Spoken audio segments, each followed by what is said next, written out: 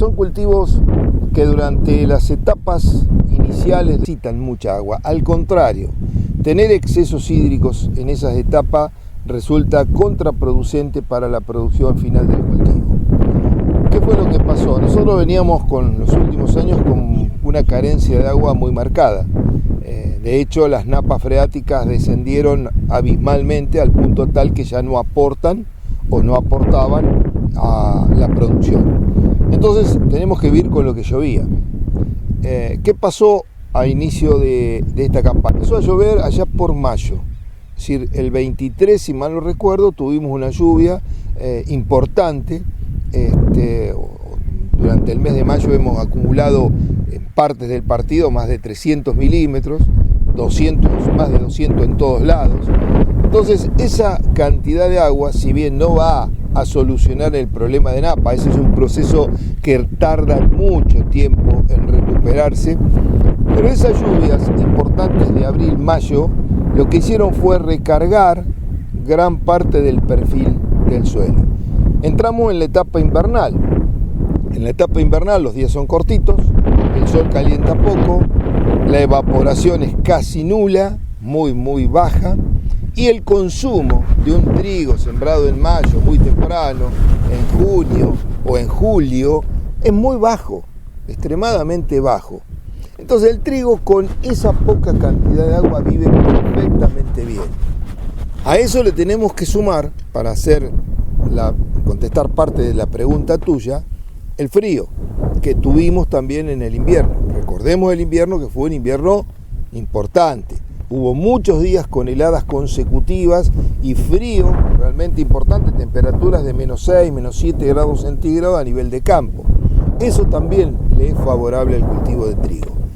Después, el trigo va a necesitar agua en la etapa, digamos, de espigazón, cuando el trigo en caña se va hacia arriba, espiga y comienza a llenar el grano.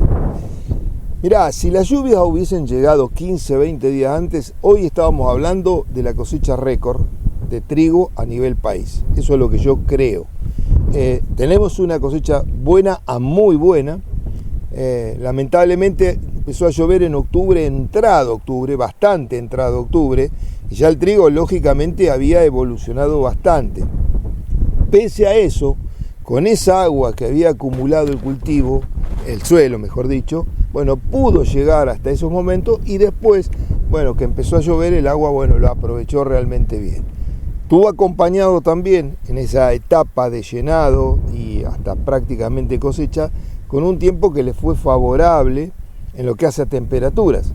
Fue favorable también la condición final del cultivo, y con eso y con el nivel tecnológico que hoy tiene el cultivo aplicado por los productores, llegamos a los rendimientos buenos, a muy buenos, que hoy por hoy tenemos en la zona nuestra. ¿En materia de fertilización pudimos cumplir? Sí, yo te diría de que sí. El productor hoy en día ya no duda más si tiene que fertilizar o no tiene.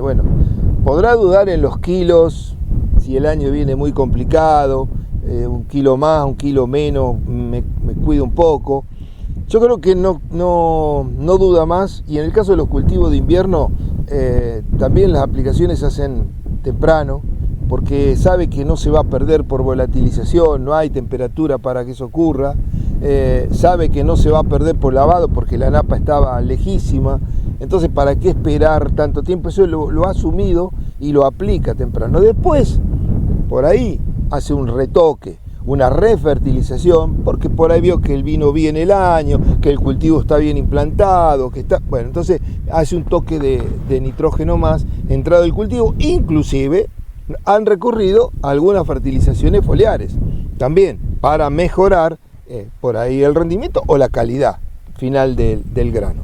Entonces, en fertilización yo te diría de que se trabaja bien, el productor ya lo tiene recontra comprobado, y yo creo que no hay un trigo o una cebada sin fertilización.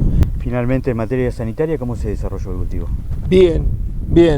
Fue un año relativamente bueno en sanidad, digamos, hay variedades que son sensibles, todavía se siguen sembrando porque tienen buen rendimiento.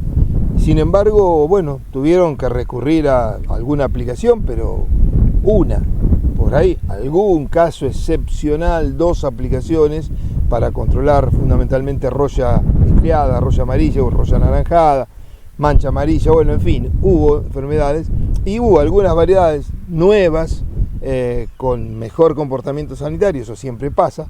Generalmente muchas variedades nuevas que se largan al mercado son bastante tolerantes a las enfermedades, después con el correr del tiempo van perdiendo esa tolerancia, que bueno, esas variedades en muchos casos no requirieron ninguna aplicación.